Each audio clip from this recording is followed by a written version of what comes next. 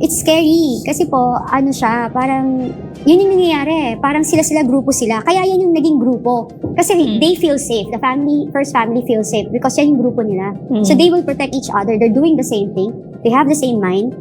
What's up mga kababayan, News That Matters here. Dito sa video natin ngayon ay ating panonoodin o pakikinggan sina Dr. Badoy at Miss Cathy Binag. Nagmula sa bibig mismo ni Miss Cathy Binag ang planong kontrolin di umano ng Administrasyong Marcos ang lugar ng Davao. Na tinetest nila di umano ang lugar ng mga Duterte na kung saan ang logic ay kung kaya di umano nila na harasin at pasiklabin ang kaguluhan doon gamit ang mga kapulisan, panigurado di umanong pati ang buong bansa kaya nilang kontrolin sa pamamagitan ng paggamit ng militar. Grabe naman yan. Nahalata masyado itong pagtira kay VP Sara, pag-ICC kay Duterte, paghamak sa mga malalapit sa Duterte na opisyales kamukha ni Atty.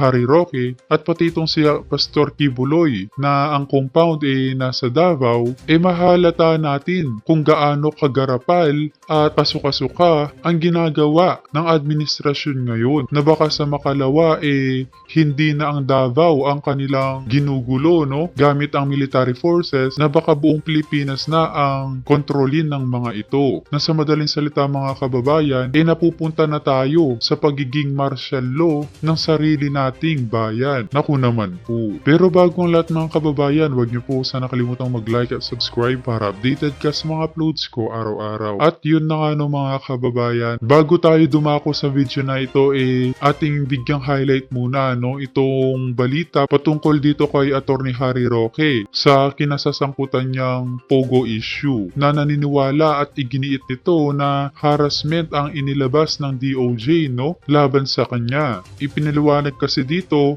mga kababayan na ang tanging ebidensya na binabato sa kanya ng Marcos administration yung sinamahan lang naman niya itong nagngangalang Catherine Cassandra Leong para itakda o i-reschedule ang pagbabayad ng tax ng PAGCOR. Pangalawa, naglabas ng organizational chart itong Pogo nga na hindi naman niya alam nakasali pala ito bilang opisyal ng kumpanya. Kung kaya naman malaking katanungan sa kanya, bakit nandun ang kanyang pangalan? Na inutusan ba ng mga nandoon ni Liza Araneta di umano upang maipit nga itong si Harry Roque? Grabe naman kung ganoon. Kung kaya naman hindi maiwasan sabihin ng taong bayan na baka ang hakbang kung bakit ginigipit ngayon itong si Roque para patahimikin siya bilang kritiko ng kasalukuyang Marcos administration. Dahil kung matatandaan yung mga kababayan, ang dami niyang revelasyon patungkol sa loob ng Malacanang tulad na lamang na kanyang binutata ang pagiging bangag o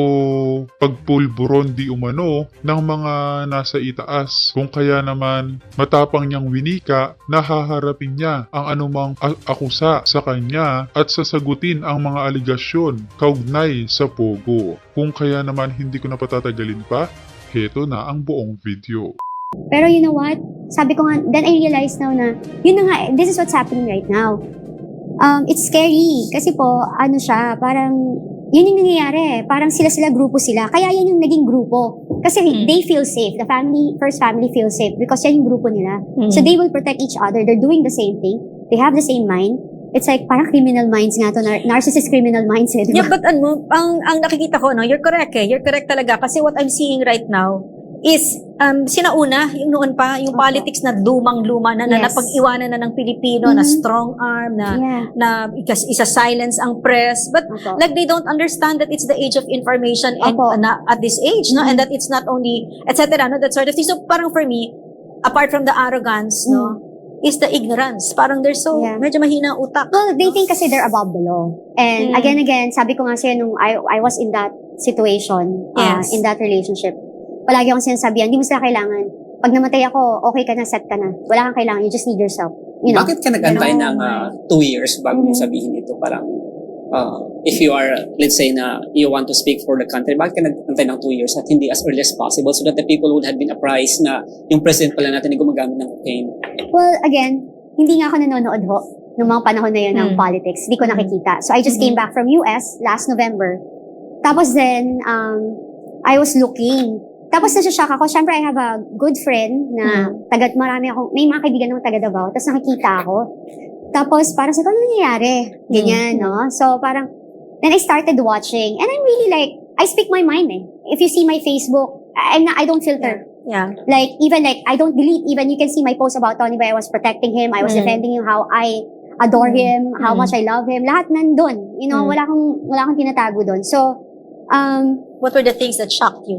like, I never expect, parang yun nga, yung parang yung recollection ng ano to, parang ano ba to, para tong, ano yung, what do you call that? Yung naging dictatorship. Parang they're testing the waters. Parang, okay, try muna natin sa Mindanao. Pitikin natin ang Duterte. Yeah. Kasi takot ang tao sa Duterte. They thought they're powerful and, matapang, right? So, sinusubukan nila dun eh. When you try to think, this is me, I'm a very analytical woman. So, when you try to think about it, they're testing the waters. If we can do it there and nobody will fight us, we can do it naman. everywhere. Yes. You know, that's how I see it. Correct. So, they test it there. So, ganon. Just imagine, former president, VP now, then, religious leader. Yeah. Di ba, saan ka pupunta? Di ba? Parang, when you try to think about it, wow, this is really like, they're trying to test the waters. If they can do it there, we can do it anywhere. You So know? question. I asked this also to the Senator Amy, no? Why did he run if wala pala siyang planong magsilbi sa bayan, no? And then she said, because they grew up feeling entitled. No? They felt that he was taught, pinound sa utak niya, that there ought to be again another President Ferdinand Marcos. So, sabi ko okay naman yun kung ipinound din sana sa utak niya na magsilbi siya, di ba? So, my question to you is, no, this group that includes the President and the First Lady, is it somewhere again in their horizon to serve the Filipino people? And on top of that, the follow-up question, maybe you can put it together. What was so shocking to me is the gross incompetence. Unbelievable. Like for instance, no, the recent bagyo, di ba? Sabi nung isang sa DSWD kay President Bongbong Marcos, sir, nagugutom na yung mga tao, pero obstruct yung roads, no? Kasi nga because of the waters, sana mag-airdrop tayo. And he said, ano ba yung weight ng he wanted to calculate the weight of what the helicopter could carry. I mean, instead of saying let's deploy the AFP they and know what they're the gross doing, incompetence. So, could you put that all together, the lack of compassion and the indifference and the incompetence, yung parang walang public service, and of course the drug use. How does it figure in all of this? Okay, number one, like, I'm not against all the ALTA there because I know for a fact na mas marami naman na mababait, Yes. right? Yeah. Kasi hindi naman sila mabibless. So, yung mga unhappy, yun nga, kasi may kasamang droga. Pag may kasamang droga kasi, malabo. You know? And if you're asking me, like, to serve the people, like, whoever, like, with this group, percentage-wise, I think 70-30. 70% what they will get, 30% is what they will give. I have a question, no? Yeah. I think kasi yung mga sasabihin nila ngayon na it's okay na gumagamit siya noon kasi deserve naman natin lahat ng second chance. So that after a while, nung naging presidente siya and he loves the country, so hindi na siya gumagamit. So my question is, based on your experience, especially with the people around you and with your partner, madali bang i-kick out yung habit na yan? You know what? Again and again, I said it to Maharlika. You cannot teach old dogs new tricks. Kapag ang puno, matanda na at nakabaluktot, hindi mo na po ito matutuwid. It's been there a while. I believe in forgiveness. I believe in that. Pinatawad ko naman eh, 'di ba? Sabi ko, ang paglabas ko dito hindi naman for my own sake eh. Actually, nirisk ko yung buhay ko. Left and right, for sure. Tatry silang magdemanda sa akin. I'm ready naman. I'm really ready. I don't mind, 'di ba? Parang ready ako.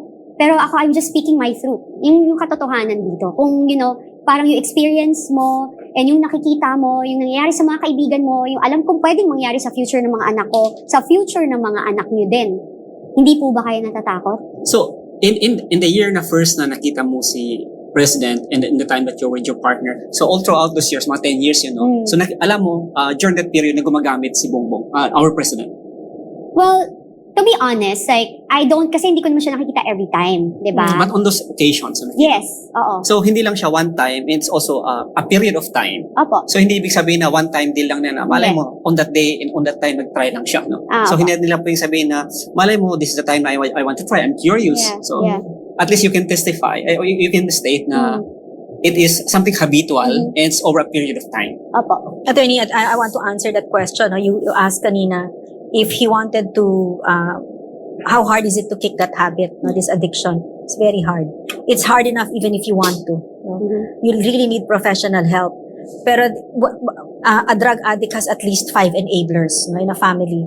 But this one, no, he doesn't even. He's not.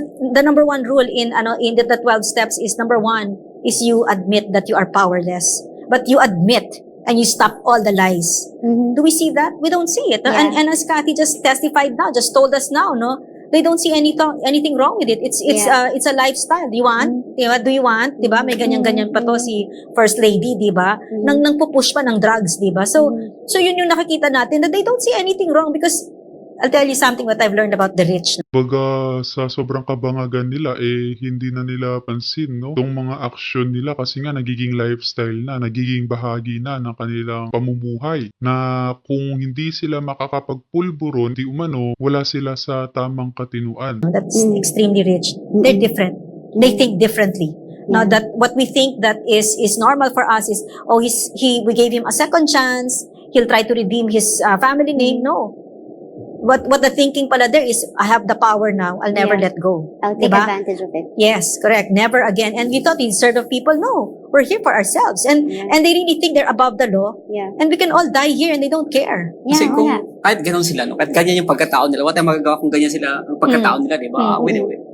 It's their business if they're greedy and power hungry. But the point for me is that this is our country we're talking about. Yeah. No?